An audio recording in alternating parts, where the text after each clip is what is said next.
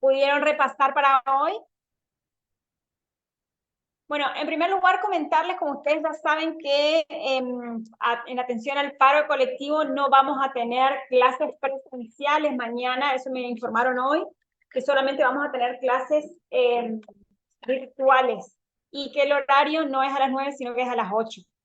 Entonces, en primer lugar, confirmarles que mañana vamos a tener clases a las 8 de la mañana a través de Zoom en este mismo ID.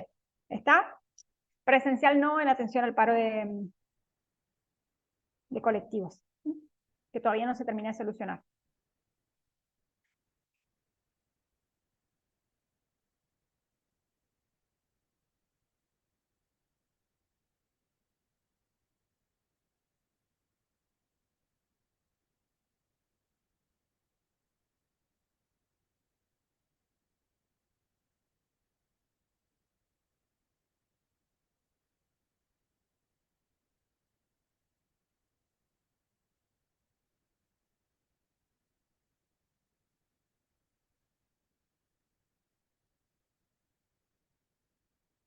Bueno, en primer lugar, entonces, preguntarles nuevamente si ustedes ya pudieron repasar. ¿Hay alguien que todavía no leyó el material? Todos, quiero saber si todos saben cómo ingresar al aula y cómo obtener el material. Eso me parece lo más importante. Y lo que vamos a hacer hoy, hola, ¿cómo estás, Luciano? Les decía, lo que vamos a hacer hoy es un repaso. Vamos a tratar de repasar todo lo que nosotros vimos durante estos 2 días, que son fundamentalmente cuestiones básicas, esenciales, que hacen a los derechos humanos desde la óptica del derecho internacional. Nosotros no ingresamos a analizar nuestra Constitución Nacional, no miramos las leyes internas, sino simplemente lo hacemos desde el punto de vista del derecho internacional a partir de bueno, concepciones jurídicas, como hemos visto, que tienen que ver con conceptos acerca de qué son los derechos humanos, también con conceptos acerca de la naturaleza jurídica de los derechos humanos, después lo que es el desempaque de los derechos, y finalmente cuáles son estos principios de aplicación. Estos serían los 4 capítulos por los cuales nosotros vamos a recorrer y vamos a tener que desarrollar este módulo. Quiero saber si tienen alguna duda o alguna consulta hasta acá, hasta el momento. Bueno, nosotros lo que tenemos que hacer es repasar. Mi idea para mañana era que nos reunamos en grupo. Yo voy a ver, dependiendo de la cantidad que son, si podemos hacer... Por favor, silencien. Por favor, no habiliten sus audios si no van a hablar. Traten de tener este reparo, por favor. Bueno, les decía, para mañana a mí me gustaría que puedan trabajar en grupo, no sé si lo vamos a poder hacer, o sea, el Zoom permite trabajo en grupo, pero dependiendo de cuántos son es que vamos a poder trabajar medianamente bien, porque si no, la verdad es que no va a ser una mañana fructífera, así que eso lo voy a analizar mañana.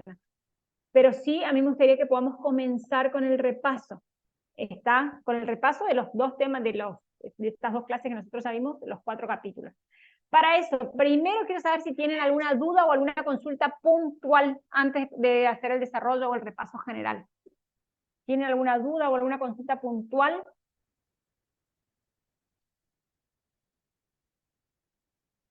¿No? ¿Están ahí?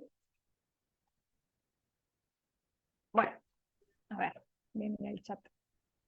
Somos 70, mañana vamos a hacer 20. 20. Profe, Sí, decime.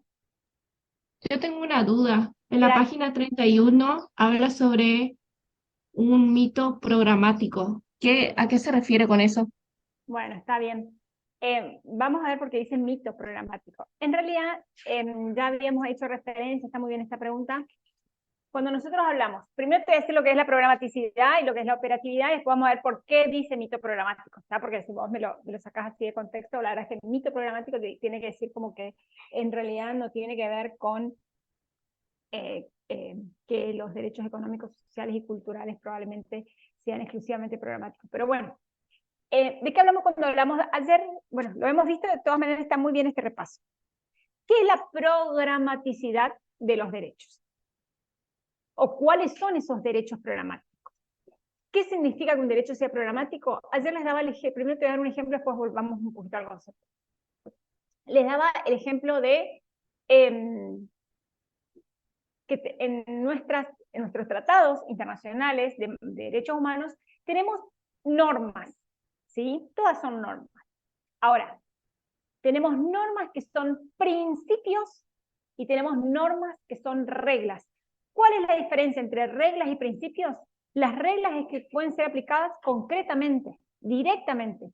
Sabemos de qué se trata y sabemos cómo el Estado va a cumplir. Y sabemos cómo el Estado puede ser responsable ante la comunidad internacional por su incumplimiento. Ahora, también tenemos normas que son principios. Cuando hablamos de esas normas que son principios, son amplios, son genéricos. Por ejemplo, cuando nosotros hacemos referencia al derecho a la vida, ¿sí? Dice la Convención Americana de Derechos Humanos en uno de sus primeros artículos, ustedes van a encontrar el artículo 4 y el artículo 5, que hace referencia al derecho a la vida y también el derecho a la integridad personal. ¿Qué es el derecho a la vida? ¿Qué es el derecho a la integridad personal? Es muy amplio. ¿Cómo nosotros hacemos para determinar si el Estado cumple o no cumple con ese derecho a la vida? Si cumple o no cumple con ese derecho a la integridad personal. Es ahí donde nosotros vamos a tener que desagregar o desempacar los derechos, ¿sí? Es decir, este derecho a la vida, que es muy amplio, se va a tener que desempacar. Un ejemplo que dábamos, por ejemplo, es el derecho a la salud. Derecho a la salud como derecho humano fundamental. Perfecto.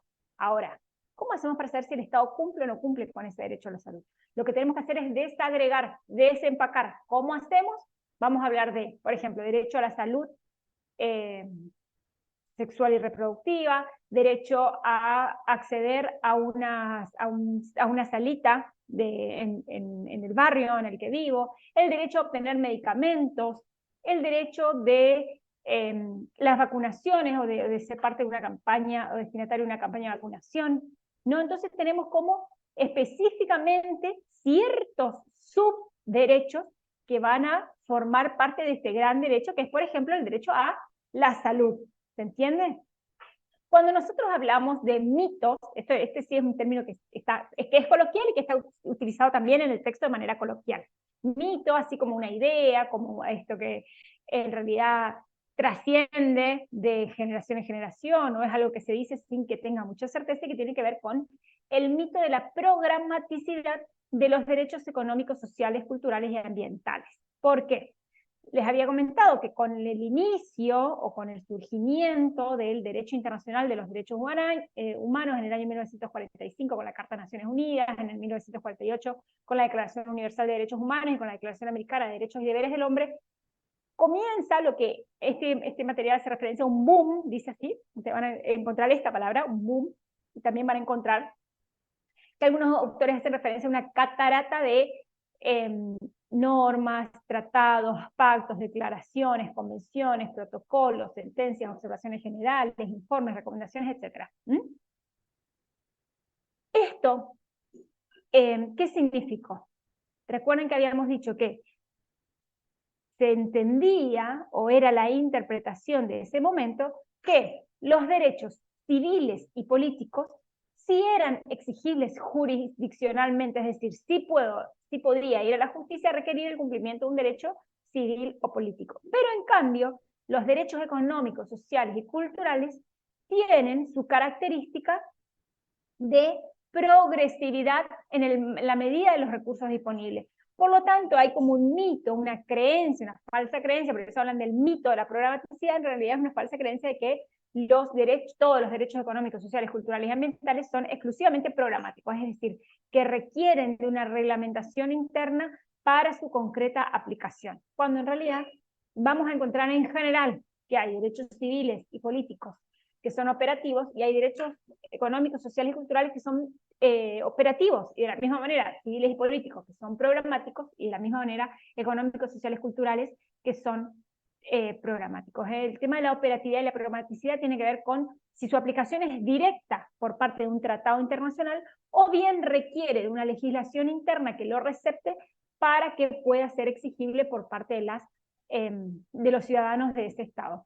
Esto nosotros lo estudiamos también, y esto ya no está en este material, pero es muy importante, por ahí algunos saben un poquito más, y tiene que ver con el modo en el que el derecho internacional de los derechos humanos es receptado en el ámbito interno. En este caso, por ejemplo, podemos hablar de sistemas programáticos o de la programaticidad de los derechos cuando señalamos que estamos frente a un sistema dualista, es decir, que va a requerir, porque hay un sistema dualista, un sistema jurídico dualista en el que existen normas de derecho internacional y para su aplicación necesitan de otra norma que es derecho interno, frente a la operatividad que presentan los sistemas monistas, donde solamente encontramos un ordenamiento jurídico que está conformado por normas de derecho internacional y por normas de derecho interno, pero que no requieren estas normas de derecho internacional una norma interna para ser aplicada. Por eso hablamos de programaticidad y de operatividad en sistemas dualistas y en sistemas monistas.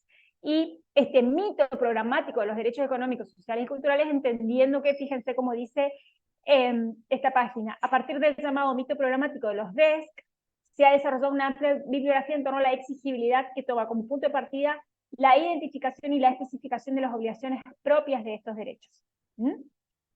Es decir, no son exclusivamente programáticos los derechos económicos, sociales, culturales y ambientales, e inclusive ustedes van a ver que hace referencia a un texto de Ariel Dulitsky que señala que, bueno, en el libro Alcance de las obligaciones internacionales de los derechos humanos, ¿está? ¿Qué es el mito programático? La idea que dominó durante años la teoría jurídica de los derechos humanos y por las cuales los derechos civiles y políticos eran de aplicación inmediata al suponer omisiones por parte del Estado, mientras que los DESC eran de aplicación programática en implementar obligaciones de hacer y de altos costos. Esta postura ya ha sido rebasada y hoy se acepta que todos los derechos conllevan obligaciones de acción y de omisión, así como costos para garantizar el ejercicio de sus ciudadanos. Esto que estuvimos diciendo ayer, ¿sí? La operatividad frente a la programaticidad, que en algún momento se entendió que los derechos civiles y políticos eran exclusivamente operativos y que los derechos económicos, sociales y culturales eran programáticos, es decir, que se requiere una norma interna para su efectiva aplicación. ¿Y cuál era el rol del Estado frente al ejercicio de los derechos civiles y políticos y cuál es el rol del Estado frente al ejercicio de los derechos económicos, sociales y culturales?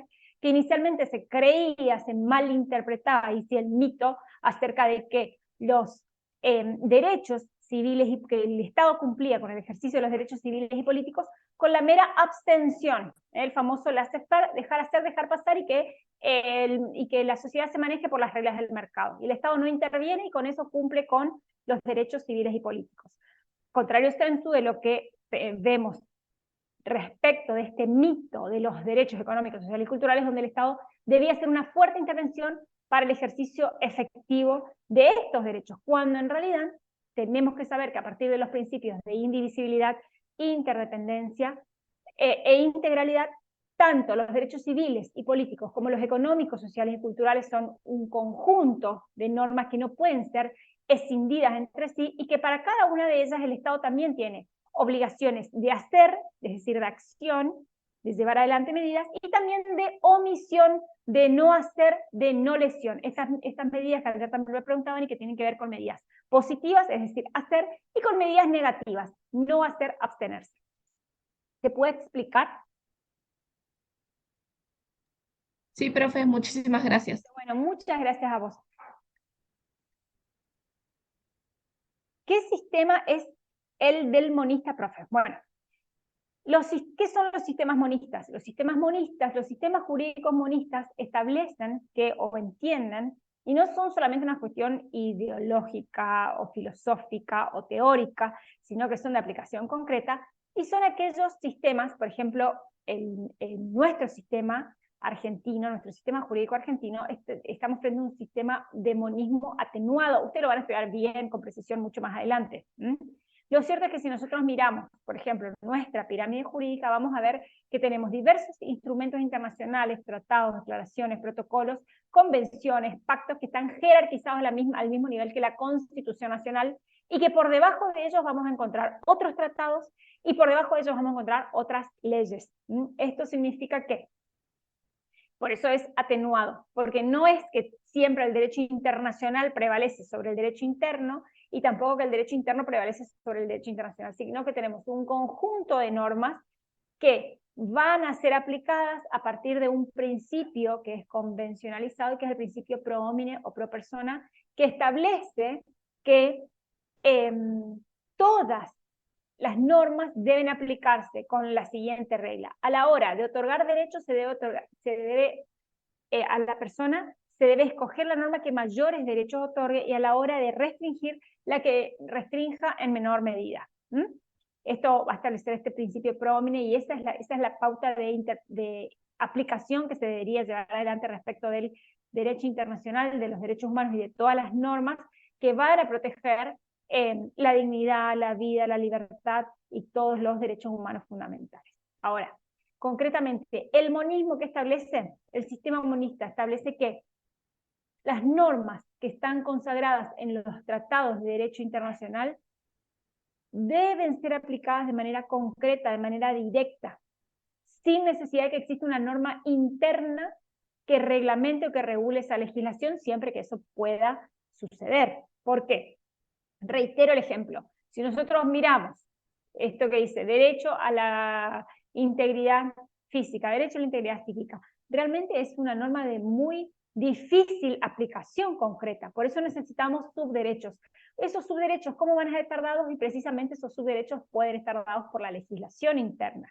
Es decir, la legislación interna podrá darle el contenido, siempre a partir de las pautas y los principios y lineamientos del derecho internacional, de los estándares de derecho internacional, pero sí podrá completar este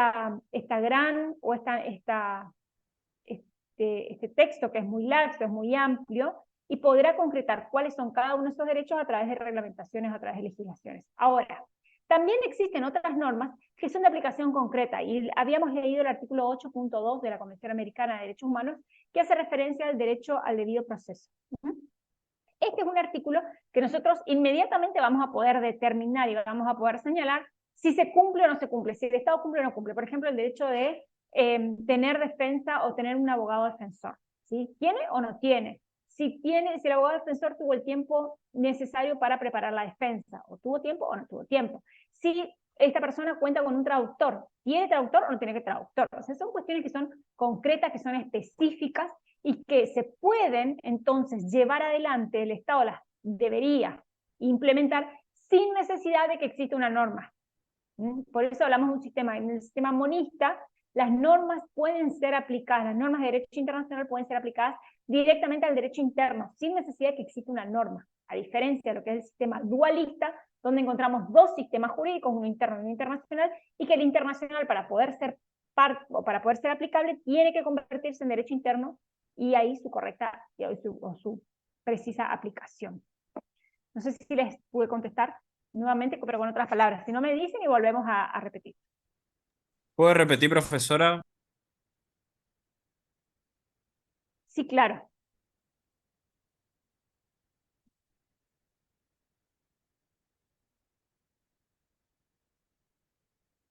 El derecho internacional de los derechos humanos está conformado por un conjunto de tratados, pactos, convenciones, sentencias, informes, observaciones generales y otras reglas de soft law, resoluciones de las asambleas generales, por ejemplo, de las asambleas generales, instrumentos finales de conferencias. Bueno, hay un sinnúmero de instrumentos internacionales.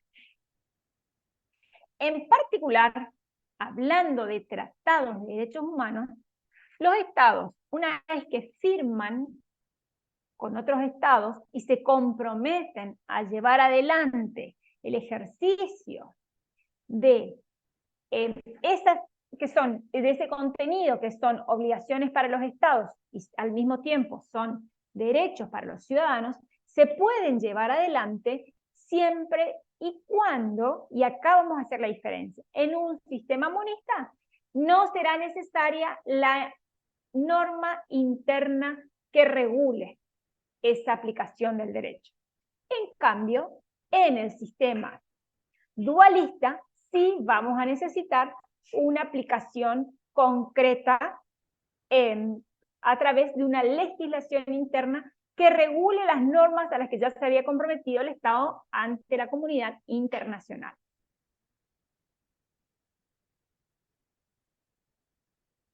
¿Se Gracias. entendió? Sí, sí. Bueno, perfecto. Se entendió muy Bueno, bien. para hacer el repaso, mi sugerencia es que ustedes puedan seguir los cuadritos que ofrecen. Ustedes van a encontrar ahí, ¿sí? Hay cuadritos que ofrece el... perdón. Espérenme un minuto, por favor.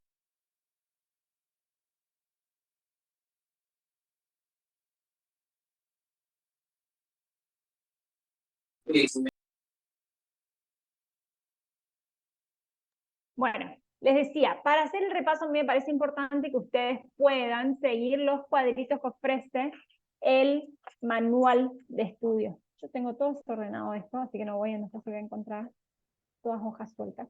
Pero lo importante es que ustedes, que no sean como yo, que tengo todo desordenado, puedan encontrar acá los distintos cuadros. Ustedes van a encontrar, no sé si todos tienen acceso al material. Sí, profe. Sí. Sí. Perfecto. Sí, sí, sí. Cuando ustedes ven el material, por ejemplo, módulo 1, si ustedes van a la página 10, el módulo 1 tiene el resumen. ¿Vieron? El módulo 10 tiene, el módulo 1 tiene su resumen en la página 10. De ahí sí o sí tienen que estudiar. Después vamos a ver. El módulo 2 tiene su resumen en la página 20. El módulo 3 tiene su resumen en la página 28. Y el módulo 4 tiene su resumen en la página 46. Es decir, que si ustedes pueden leer estas páginas 10, 20, 28 y 46, sería fundamental para que vengan mañana a la clase con esto, para que podamos desarrollar el contenido con las preguntas que ustedes tienen y que no entienden de acá. Porque les cuento, los temas ya fueron desarrollados. Lo que yo necesito ahora es que ustedes hagan las preguntas y que nosotros podamos ir fijando el conocimiento a partir de lo que ustedes vayan leyendo. ¿Está? Me parece que es lo mejor poder aprovechar este tiempo que tenemos para que ustedes fijen el conocimiento. ¿Está? Buenas tardes, profe. Disculpe, ¿podría repetir las páginas? Sí, 10, 20, 28 y 46. Son 4 páginas. 10, 20, 28 Perfecto. y 46. Gracias. Profe, Vamos a ir haciendo el estudio con profe, estos cuadros. Yo les voy a ir disculpe, profesora, desarrollando el profe, material. ¿me escucha? Me gustaría, ya te escucho, espera porque estoy hablando. Ah, disculpe. Leyendo el material, voy a ir hablando a partir del material que ustedes tienen y a mí me gustaría que ustedes puedan ir haciendo sus resúmenes alrededor de estos cuadros que ustedes tienen. ¿Sí? O sea, ¿qué hay que estudiar acá? ¿Cuáles son las ideas principales? ¿Cuáles son los conceptos? Que ustedes a estos cuadritos los tengan, yo cuando nos veamos el sábado de la semana que viene, porque espero que se levante el paro colectivo, nos podamos ver de manera presencial, quiero que todos tengan apuntados en sus cuadernos o que tengan apuntados en sus manuales algunas ideas principales, algunos datos que ustedes han podido recabar, algo más, porque de ahí ustedes tienen que estudiar. Nosotros primero hacemos una lectura total de cada uno de los módulos y Yo me después voy a hacemos hacerle un sanguchito, Isa. ¿Vos querés uno? Dale, mi amor. ¿No vas a tomar licuado conmigo entonces? qué amorosa. Bueno, ¿Sí? te voy a silenciar, ¿sí? ¿No vas a tomar licuado? No, gracias, voy a silenciar. Bueno, a ver, ¿quién estaba? No era, disculpe, profe, yo soy Mario, disculpe, profe. ¿Cómo estás? Sí, pero ya respondió, o sea, mañana no es presencial, no es presencial, es la semana siguiente. Presencial. Porque hay paro de colectivo, entonces nos vamos a encontrar a las 8 de la mañana en este ID. Perfecto. Mañana a las 8 entonces, profe. Vamos a encontrar mañana a las 8, ¿sí? Pero Perfecto. primero vamos a hacer un repaso hoy acerca de lo que tienen que leer para mañana sí o sí, ¿está? Entonces, lo primero que vamos a estudiar es concepto, fundamento y naturaleza jurídica de los derechos humanos, ¿está? Punto 1, fundamentos teóricos de los derechos humanos. ¿Qué son los derechos humanos? Hablamos de los derechos humanos como expectativas, son derechos subjetivos o expectativas que se forman las personas en relación con la actitud que deben tener otras personas. Esas otras personas van a ser jurídicas, no personas físicas, sino personas jurídicas, que puede ser el Estado, pueden ser las empresas, inclusive otros poderes fácticos, y del resto de las personas físicas, cuál es la actitud que van a tener, tanto de acción como de omisión, respecto a ciertos bienes primarios que son constitutivos de lo que se considera la dignidad humana. ¿Qué son los derechos humanos? Son universales y por lo tanto son indispensables, inalienables, de carácter absolutos, atribuidos directamente a normas jurídicas a todos en tanto somos ciudadanos o capaces de obrar. Hasta ahí lo primero que tenemos que saber. Entonces, ¿qué son los derechos humanos? Y recuerden que nosotros hablamos de indispensables, inalienables, absolutos, integrales y otras características en el próximo módulo, ¿sí? Ahora, vamos a hablar de la naturaleza. ¿Cuál es la naturaleza? Podemos ver que la naturaleza es la esencia, y esto ha sido desarrollado por distintas escuelas o lineamientos. Desde el punto de vista del derecho natural o naturalismo, todos los derechos humanos son anteriores o preexistentes al Estado y no requieren el reconocimiento por parte de él. Cuando hablamos de derechos morales van a decir que son todos aquellos que son universales, indispensables e inalienables, que permiten entonces no solamente pensar al individuo aislado, sino en la construcción de principios y valores compartidos.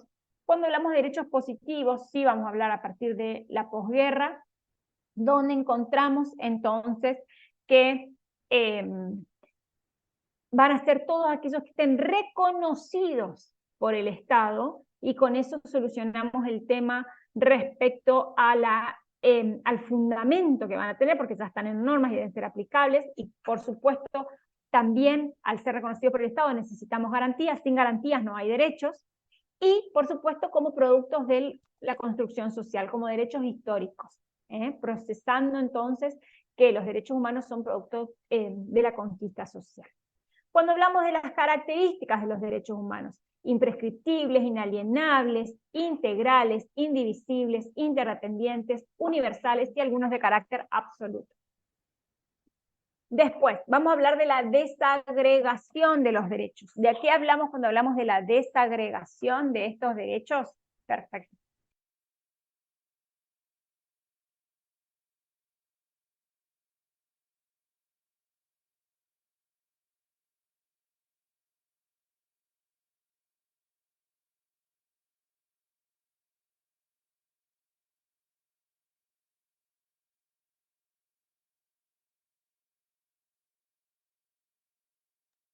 Bueno.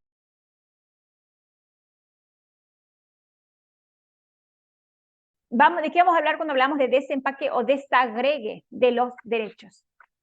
Vamos a hacer referencia específicamente a que los derechos están constituidos por múltiples subderechos. ¿Qué significa esta multiplicidad de subderechos? Es que los tratados, en este caso los tratados internacionales de derechos humanos, establecen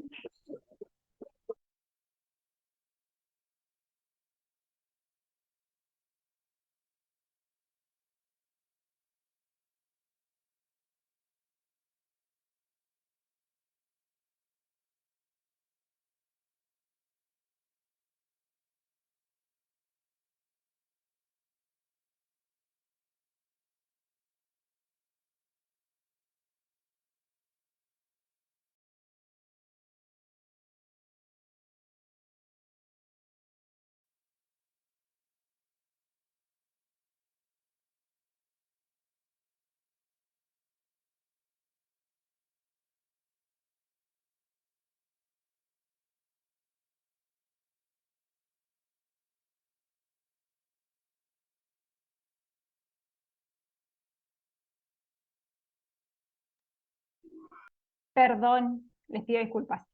Cosas que suceden. Bueno, ¿de qué hablamos cuando señalamos la desagregación de los derechos? Cierra la puerta. Bueno, vamos a hacer referencia a que para trabajar en torno a determinado derecho que son principios. Recuerden que nosotros hablamos de normas que son principios y de normas que son reglas.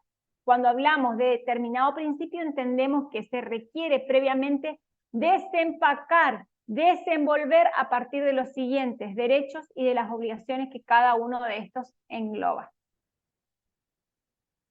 Y acá vamos a ver entonces, ¿qué nos proporciona el Corpus Juris? Que era una pregunta que me hicieron, ¿qué es el Corpus Juris? Este conjunto de normas del derecho internacional de los derechos humanos. Nos va a proporcionar derechos que son principios, subderechos, obligaciones particulares, obligaciones generales, y también vamos a estudiar el alcance de los derechos, subderechos y obligaciones. ¿Y cuál es el movimiento que se va a hacer para el desempaque de los derechos humanos? 4 aspectos. En primer lugar, desagregar el derecho que se quiere analizar. En segundo lugar, la identificación de las obligaciones generales. En tercer lugar, la identificación de los elementos institucionales esenciales para el ejercicio de los derechos. Y en cuarto lugar, la identificación de los principios de aplicación. Para empezar, nosotros vamos a encontrar en el capítulo 3 que vamos a hacer referencia a los 2 primeros, a la desagregación del derecho que se va a analizar y a la identificación de las obligaciones de carácter general. ¿Cuál es esta desagregación del derecho que se va a analizar? Que un derecho humano está constituido por múltiples subderechos que deben ser precisados para conocer cuál es el alcance que va a tener este derecho. Y después, por otro lado, vamos a identificar las obligaciones generales que surgen a partir de estos subderechos, es decir, cuáles son las obligaciones que tiene el Estado respecto de estos subderechos. ¿Para qué? Para analizar si pueden o no ser responsables ante la comunidad internacional. Y por eso vamos a ver acá que en la identificación de las obligaciones generales analizamos que es el acto mediante el cual se dimensiona cada subderecho a la luz de las obligaciones que conlleva. Y estas obligaciones son obligaciones generales de respetar, proteger, garantizar y promover. Por otro lado, obligaciones provenientes a los elementos institucionales esenciales. Y finalmente, obligaciones resultantes de los principios de aplicación. Y sí, como número 4, vamos a encontrar que nos vamos a referir específicamente a,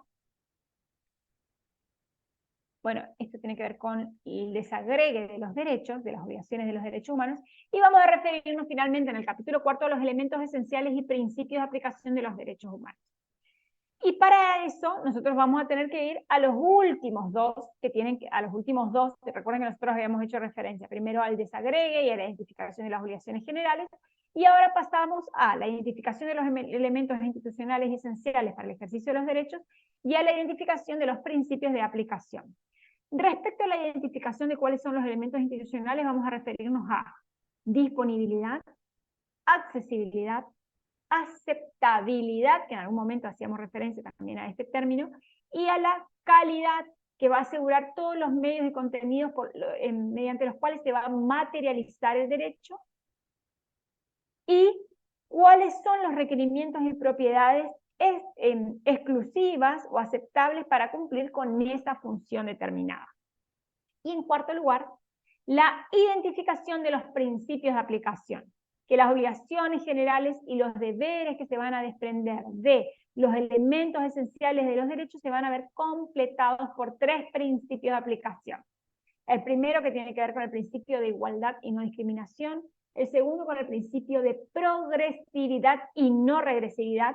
Y el tercero, con el principio de la máxima utilización de los recursos disponibles. Bueno, estos son los 4 capítulos que nosotros vamos a ir estudiando, vamos a ir analizando a partir de ahora. Les dije, las 2 primeras clases dimos esto, hoy hacemos un repaso, mañana vamos a hacer un repaso fijando cada uno de los elementos, cada uno de los contenidos, y yo espero que vengan a la clase y que tengan la cámara prendida, porque yo les voy a preguntar, de la misma manera que vamos a hacer el sábado, les voy a preguntar así, a ver, fulano, me va a decir cuáles son los elementos esenciales y principios de aplicación. Entonces ya podemos empezar a hacer algo como más concreto para que ustedes puedan ir estudiando, ¿sí? Muchos somos hijos del rigor, hasta que no nos exigen no estudiamos, así que para eso estoy yo, para poder ayudarlos a estudiar. Así que yo les pido por favor que estudien, porque mañana los vamos a escuchar a ustedes, ¿sí? A ver cuáles son los elementos y cuáles son las dudas que tenemos respecto de estos temas que nosotros ya hemos visto. Ustedes van a ver que es un material muy, muy corto, inclusive tenemos esta cantidad de tiempo de repaso, tenemos toda una semana que hicimos de desarrollo, y después vamos a hacer repaso, así que necesito que sean ustedes los que estudien y que vengan con sus dudas, sus preguntas, sus comentarios, y yo también les voy a preguntar a ver si están estudiando bien o no, y cuáles son los aspectos que todavía les falta conocer o estudiar o reforzar. Muy bien por las preguntas que hicieron hoy, es esencial que ustedes puedan preguntar, esto que me preguntaron ayer acerca del corpus juris, hoy que me preguntaron acerca de programaticidad, acerca del mito programático, todo lo que es operatividad, me preguntaron también acerca de algunos derechos, así que me parece genial que ustedes lo puedan seguir haciendo, ¿eh? No tengan miedo, no tengan duda, no tengan vergüenza. Les pido por favor que me hagan las preguntas, ¿sí?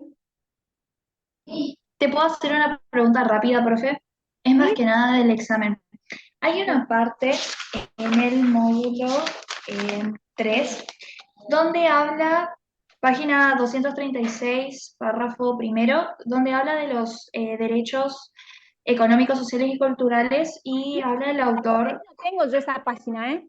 No, pero yo tengo impreso y en la impresión salieron como 236, me marca. Hay varios que tienen el Dale. mismo modelo.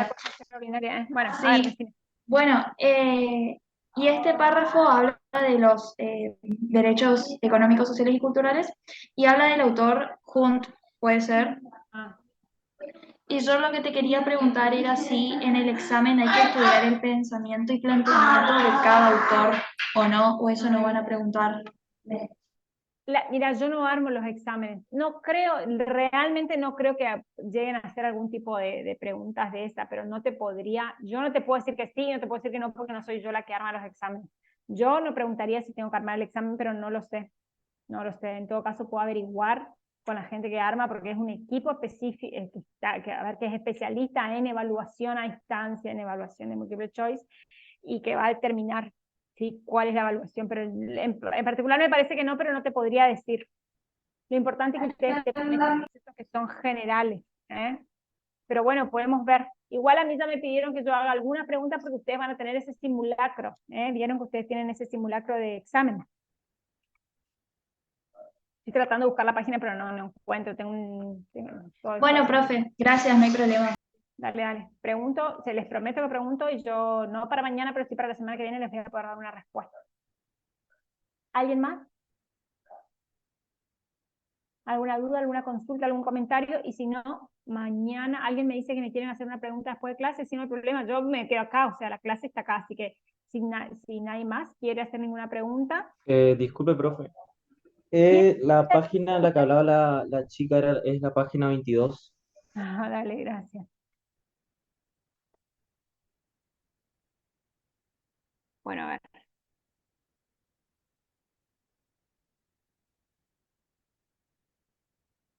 Tendría que buscar, porque la verdad se me sonó el apunte este. Acá, a ver qué dice. ¿Quién me quiere preguntar?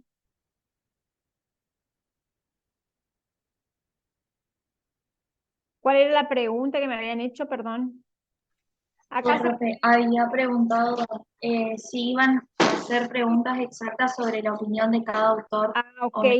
menciones. Eso estoy por preguntar, pero la verdad es que yo acá en la página 22 no estoy leyendo, los fans. No, en lo que ella pregunta está la página 32, que arranca con que creo que es el ejercicio más claro que al respecto ha sido desarrollado Sí, por sí, esa Paul parte Hunt. es. Sí, sí. Bueno. Ok, averiguo eso. Después de la clase, ¿les puedo hacer una pregunta? Sí, no hay problema. En Chaco se levantó el paro colectivo. Yo no soy yo la que decide si hay clases o no hay clases, si es presencial o que si es virtual. No depende de mí. A mí me avisaron que las clases mañana iban a ser por Zoom y acepté. Ok. Y después tienen fecha de los simulacros, no sé, pero también puedo averiguar. Yo entiendo que esos simulacros a ustedes les quedan abiertos para hacerlo durante todo el verano, para poder practicar. ¿Alguna otra pregunta, alguna duda, algún comentario? Bueno, Luciano quiere quedarse después de clase para hacer una pregunta, así que yo no sé si tienen alguna duda, alguna consulta, y si no, nos vemos mañana. Yo les pido por favor que lean. Decime si no, Luciano, o esperás, la verdad es que no sé.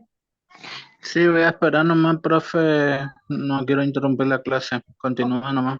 No, pero la clase ya terminó porque yo necesito que ustedes hagan preguntas, porque ya dimos el desarrollo del No, tema. mi pregunta era por qué se hacía mañana virtual y, y quería preguntarle para asegurarme si era la página 10, 20, 28 y 46 Esas para son las repasar. páginas.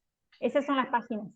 Y mañana se hace de manera virtual y no presencial porque se decidió que así va a ser. A mí me lo comunicaron, no tomé yo la decisión, así que en principio considero que los fundamentos son respecto al paro de colectivos. No, está bien, profe. Era No, por favor, no para hay saber. problema. Mañana es a las 8 de la mañana. Para todos los que llegaron un poco más tarde, mañana a las 8 de la mañana. Traten de venir con el material leído, por favor. Entonces nosotros vamos, yo el sábado que viene cuando nos veamos presencial quiero ver todos los apuntes de ustedes.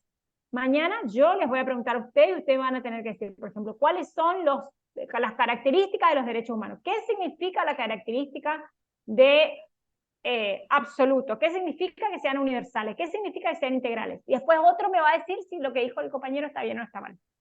Así que vamos a trabajar así, así trabajamos en grupo, en clase. No, lamentablemente no lo podemos hacer ahora. Tengo una duda, no me queda claro cómo es el funcionamiento del Corpus Juris. Una pregunta para, la verdad que tenemos para debatir años, te diré con esa pregunta, está muy bien.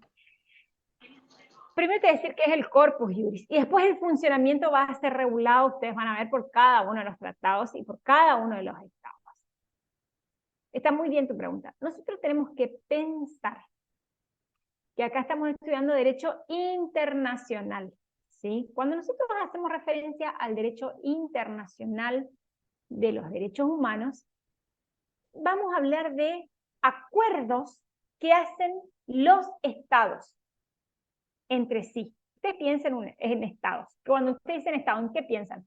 Por ejemplo, en naciones, en Argentina, en Brasil, en Uruguay, en Chile, en Paraguay, ¿sí? Nuestra zona. Pero también encontramos que hay instrumentos internacionales firmados por más de 150 países, ¿sí? Y encontramos entonces tratados de derecho internacional y tratados de derecho regional.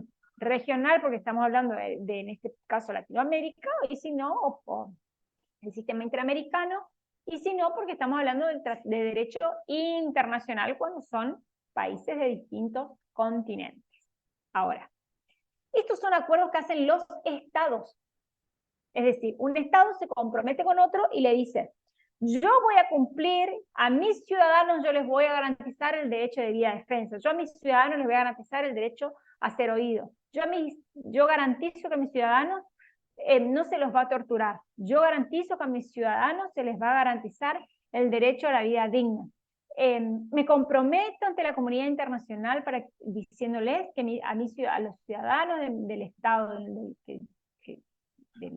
de este Estado se les va a garantizar el derecho a la libertad de expresión. ¿Sí? Distintos derechos. ¿Sí? Los Estados entonces firman un acuerdo entre ellos. Pero, a ver, ya esto es más específico, se denomina relación jurídica sinalagmática imperfecta. ¿Por qué? Esto solamente respondiendo a lo que dijo Ailén, que no está en el libro la respuesta, pero yo sí se las comento a ustedes. ¿Cuál es el funcionamiento? En esta relación jurídica sinalagmática imperfecta, ¿qué pasa? Los que deciden, los que firman los acuerdos, son distintos de los destinatarios de esos derechos. Porque ¿quiénes son los destinatarios de esos derechos? Los ciudadanos. ¿Quiénes son? Ay, silénciense, por favor. Por favor, silénciense. Franco, te silencio. Ahí está. Les decía, los destinatarios de esos derechos son los ciudadanos.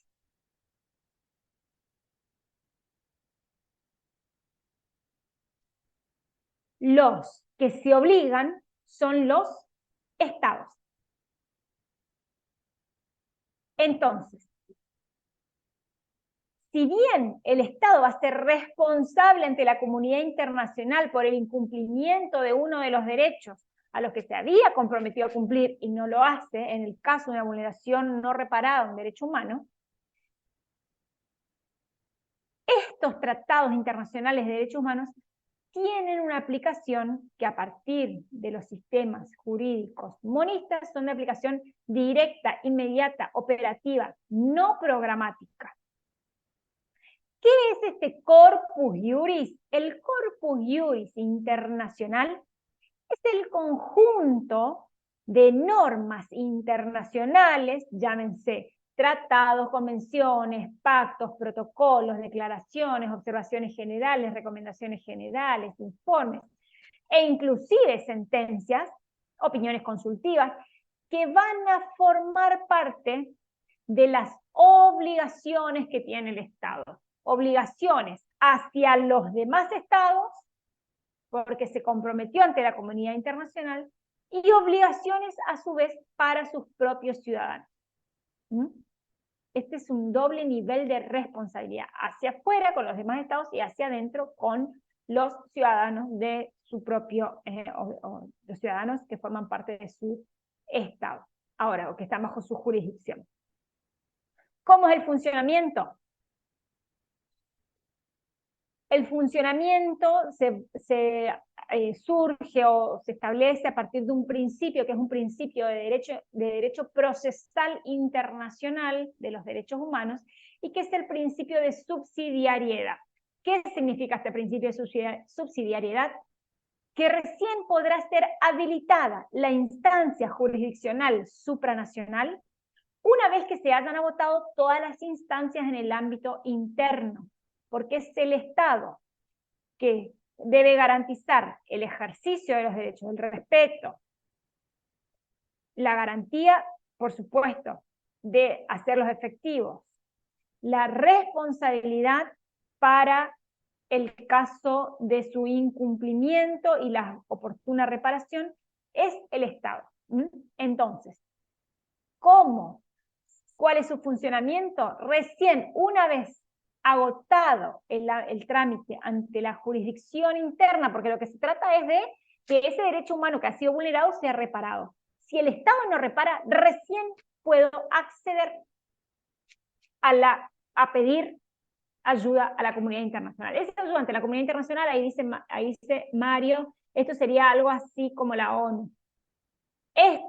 Esto será una cuestión de estrategia jurídica de litigio, una cuestión de litigio estratégico, si quiero presentarme ante el Sistema Interamericano de Protección de los Derechos Humanos, es decir, presentarme ante la Comisión Interamericana, o si prefiero ir directamente a alguno de los órganos de los tratados que forman parte de la Organización de Naciones Unidas. Pero esto ya va a depender de la estrategia de litigio que se lleva adelante de los abogados que están a cargo de la defensa de esas víctimas en este caso. Esto no es algo que yo te puedo decir así o así, porque esto se analiza y se prevén cuáles son todas las herramientas que ofrece cada uno de los sistemas y cuál sería al que sería más conveniente acceder. Todo esto es derecho procesal internacional que no forma parte de este cuadernillo ni del material al que ustedes tienen que estudiar y que tienen que acceder. ¿Te puede responder brevemente, Ailén? Sí, profe, gracias. Por favor, gracias a vos. ¿Alguna otra duda, alguna pregunta, alguna consulta? Bueno, mañana nos encontramos entonces a las 8 de la Tengo mañana. una pregunta. ¿Sí? Sí, está muy bien, haceme la pregunta. A ver. Bueno, acá viendo lo que Ay, son... perdón, pero yo escucho muy lejos, más fuerte. Se escucha muy lejos, pero... A ver, No, fuerte, esperen, ahí está, ahí está, fuerte. Ahí está, Fernando. ahí Dale, está, ahí está, ¿se escucha? dale, perfecto. Sí, no, me faltó subirle la ganancia al micrófono. Dale, dale. No, acá viendo las características de los derechos humanos, estaba viendo que en uno de lo que tiene es la inalienabilidad, perdón, por ahí se me traba un Ajá, poco la lengua. Dice que sí. implica una restricción de dominio de los derechos humanos. O sea, que uno no, es como un derecho que no se negocia, es de una Exacto, persona. muy bien. Ajá, ¿me Pero, puedes repetir? pero viendo en una definición aparte, o sea, en otro apunte que tengo, dice que no deben suprimirse salvo en determinadas situaciones. O sea, es una característica condicionada que tiene uno por la persona. ¿Puede ser? Nosotros en este manual que vos tenés, dice eso. No, no, no, en otro. Tengo Ah, que uno era de mi abuelo, de allá del año de, usted sabe cuándo. mira, no sé. Debe ser del mismo año que yo. Em, la verdad que no lo vi. Pero sí, nosotros vamos a encontrar, por eso hay un principio de universalidad, que eso va a depender, por supuesto, de las circunstancias particulares de la cultura. Sí, derecho, los cuatro, ahí les pregunto directamente a Luciano, todos los cuatro módulos vamos a estudiar mañana. Y espero que vengan, ninguno va a faltar, porque si no el lunes, a todos los que falten el lunes van a hablar, o sea, perdón, el miércoles, en algún momento van a hablar, así que no falten. Viene que uno entra con la especulación, bueno, si mañana toma, mañana no vengo, no, van a venir igual y vamos a entre todos trabajar. Te estaba contestando, perdón, Robert.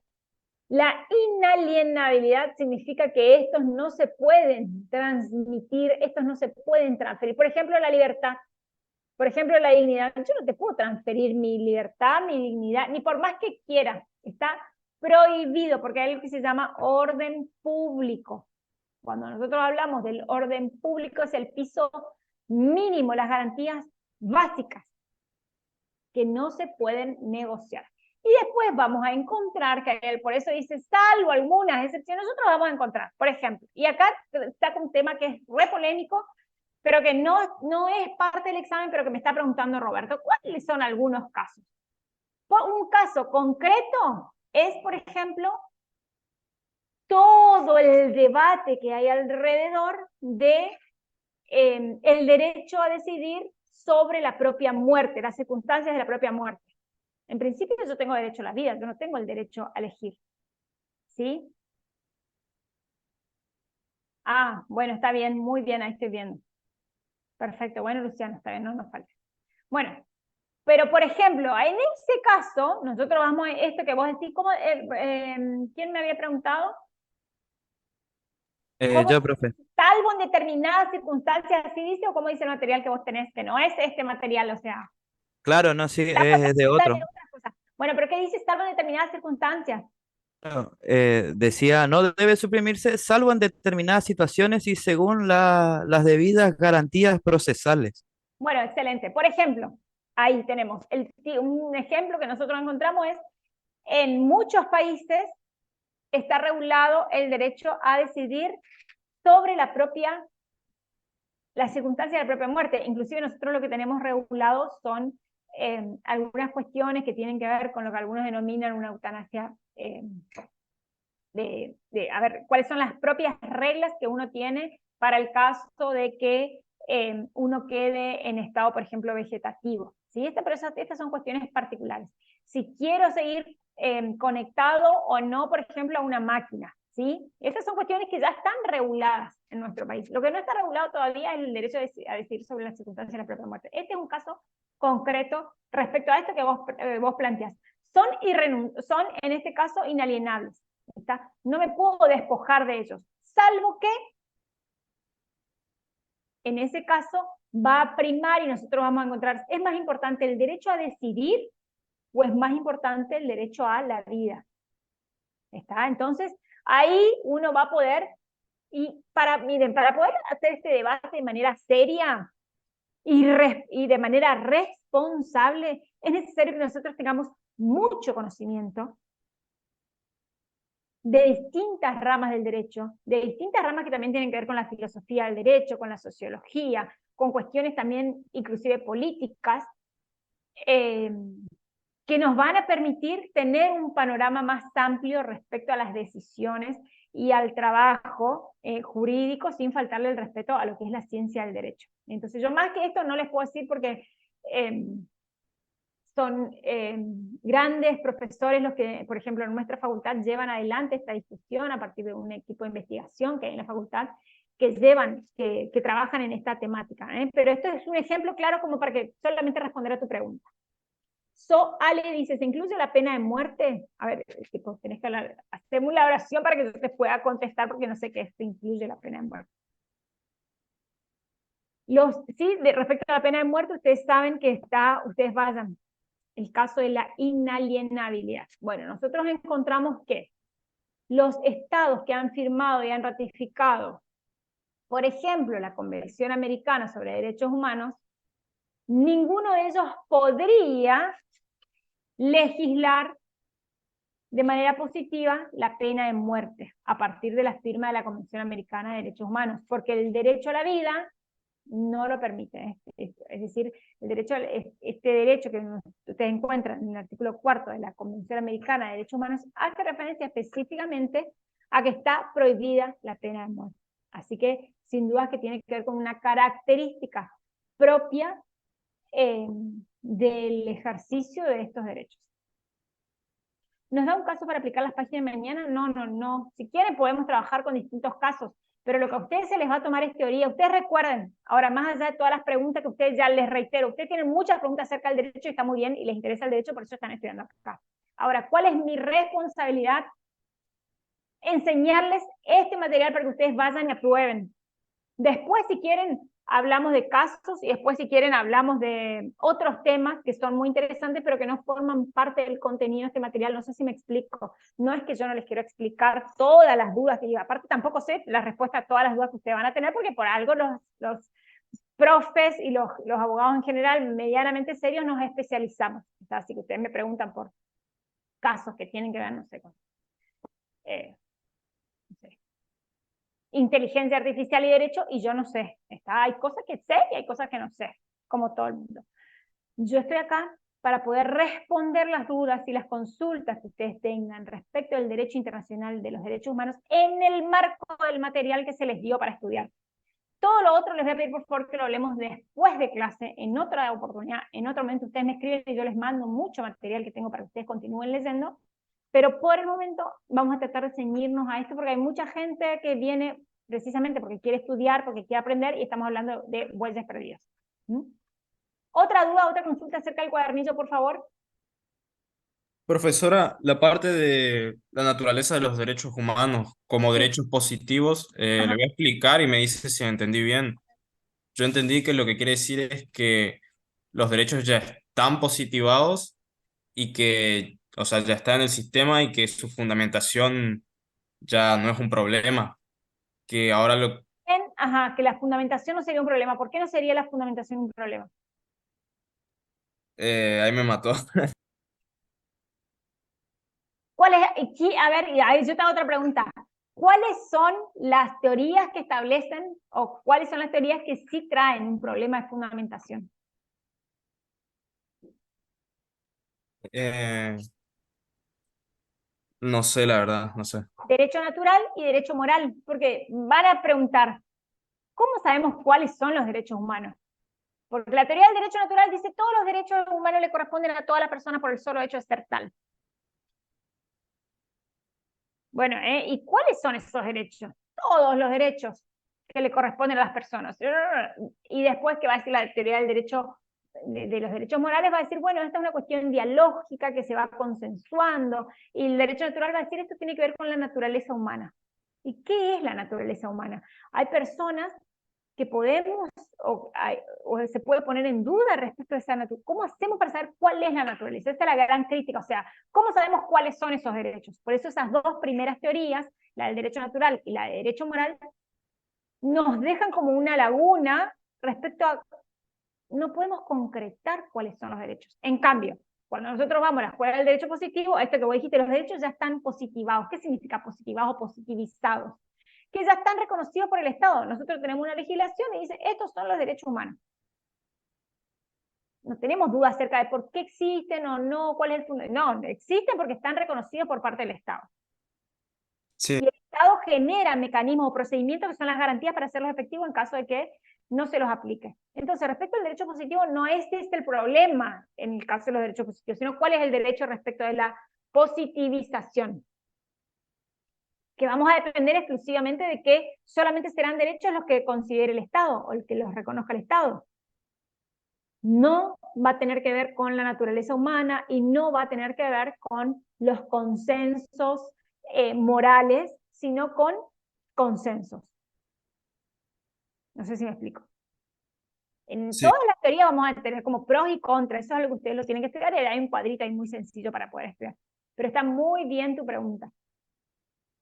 Lo que yo te preguntaría respecto a los del derecho natural y el derecho positivo es, ¿el derecho natural es anterior o posterior a la existencia del Estado? Sería anterior Muy porque bien. Es anterior, porque el derecho natural dice, no importa si existe un Estado o no existe un Estado, los derechos existen. En cambio, el derecho positivo le va a decir, mira, derecho natural, la verdad es que solamente van a ser derechos si tenés un Estado que te lo reconozca. Si no tenés un Estado que te reconozca los derechos, no tenés derechos, tenés una mera expresión de buenos deseos. ¿O no? sí. Bueno, no así textual con mis palabras, pero esta es la lógica que nosotros tenemos que seguir respecto a cuáles son los pros y los contras de cada una de esas posiciones.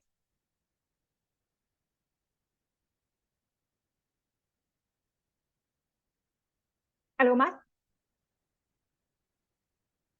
Yo no.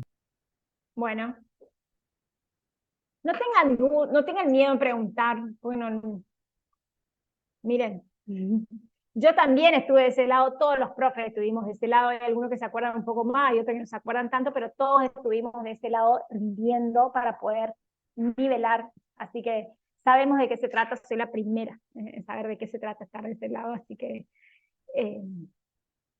bueno, estamos para acompañar eso, quiero que sepan, quédense tranquilos que la facultad está para acompañarlos, para ayudarlos, para que ustedes se den cuenta que esto es lo suyo, que si ustedes ya eligieron estas carreras porque les gusta, porque están acá, así que no tengan dudas respecto a eso, que la facu los quiere acompañar y los quiere ayudar, los va a alentar y los va a ir acompañando así hasta el último día, hasta que se reciban, y después cuando se reciban también, seguimos acompañándolos, así que no tengan miedo de preguntar, estamos todos aprendiendo y queremos ser parte de su formación, así que estamos todos juntos en esto, tenemos el mismo objetivo, que ustedes se reciban.